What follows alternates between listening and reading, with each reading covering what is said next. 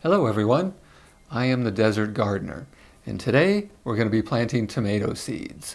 It's a very simple and easy process, so I'll be going over it very quickly, but it's definitely meant to be a beginner's guide for people wanting to plant tomatoes. Now tomorrow I'm going to be doing another video on planting pepper seeds. Now that's a bit more involved. There's definitely some extra steps that really need to be done, especially if you're a desert rat like myself. So please subscribe if you want to see that one. And I've got my tea, so let's get started.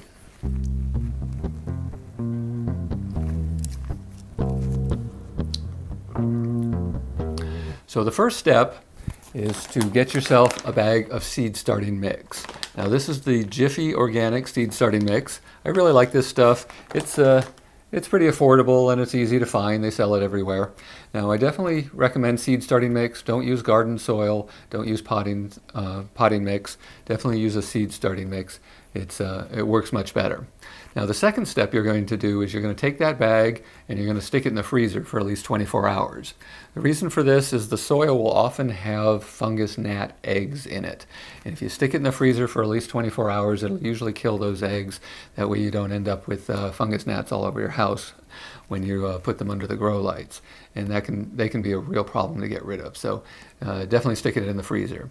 Now if you want to, you can also put it in a big bucket and pour boiling hot water over it. That works too, but it's a bit more messy. I find working with the soil when it's dry is much easier to do. So the next step is you're going to get yourself a seed starting tray like this one. I like this one. It has 72 cells and 12 rows. So what I do is I mark the top over here on the top right. Then I take a piece of paper, I fold it in half, and I number it from 1 to 12. That way I can number each row, and I can mark down what I'm going to put in each row. And usually I put 12 different varieties. This year I think I'm just going to stick with 6. Now, what type of varieties should you choose? As I've mentioned before, here in the desert, the smaller the tomato, the better.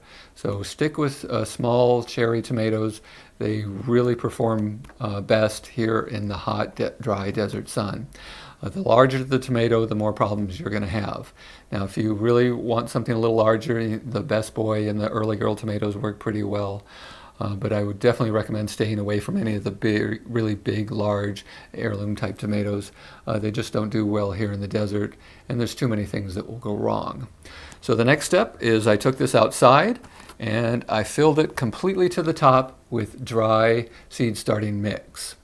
The next thing is I took my thumb and I lightly pushed into each cell, just enough to create a little concave. Tomato seeds are very small, so they don't need to be buried very deep, unlike a larger seed. Tomato seeds are very small, so just a small little concave with your thumb all the way through, which I've already done. And the next thing is I've taken some tomato seeds. Now this is going to be a baby boomer hybrid. I've never actually planted these before, so hopefully they work out well. And I'm going to put 2 in each cell. Now, it's kind of a boring process, so I'll just speed it up and get back to you when I'm done. Okay, that was pretty simple. 2 seeds in each cell. Now I'm going to do this for the entire tray. Of course, you don't want to sit around and watch me do that. So I'm going to finish that up. Then I'm going to take this tray back outside and I'm going to put a very light layer of seed starting mix over the top to cover the seeds. Then I'm going to take this whole thing into the other room where I have my grow lights, and I'll meet you back there in a few minutes. Okay guys, I took my seed tray outside and I put a nice thin layer of seed starting mix over the top, just enough to cover the seeds a little bit. Then I put the dome on the top, and then I brought them into my spare room where I keep my grow lights. Now it's a little tight back here, so hopefully you'll be able to see what we're doing. Now the next thing we did is you should be able to see down here I have a seed starting heat mat. Now it's already plugged in and it's already warming up a bit. So I'm going to take the seed tray and I'm just going to simply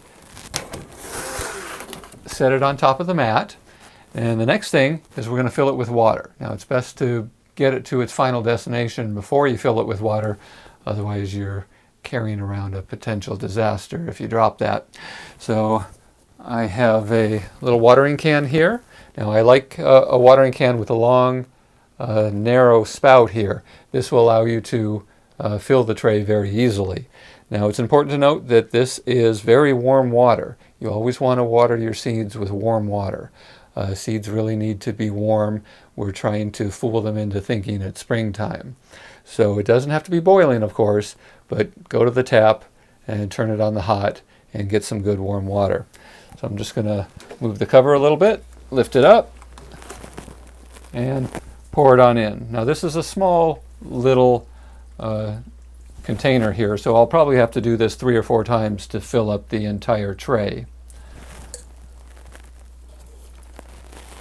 I'll go ahead and do the rest of that off camera. Now the next thing we're going to do is, you may notice that there's a little towel next to it.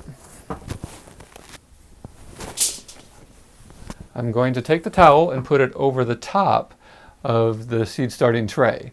Now the reason for this is twofold.